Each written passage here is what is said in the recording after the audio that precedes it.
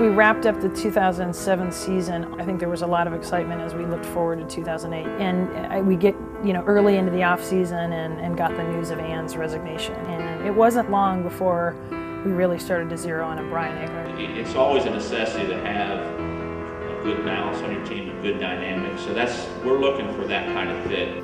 And so, it was really about kind of a fresh beginning. Good morning. How big is the smile on my face today? Force 10 secured an exclusive option to purchase the Seattle Storm and keep them in Seattle.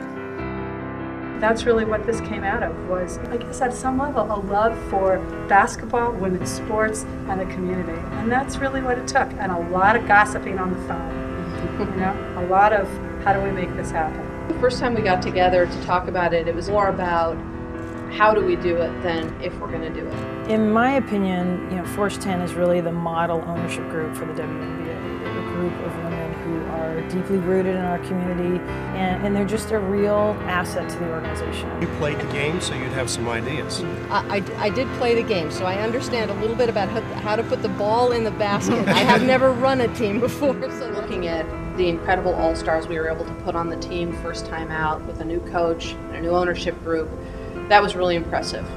A huge part of it is just having continual opportunities for young girls to have role models, and aspiration is, I think, a huge part of what our motivation was. The end of that game when the Players came over, took us into the huddle, and the crowd exploded. That was incredible. That was. That just made it all worth it.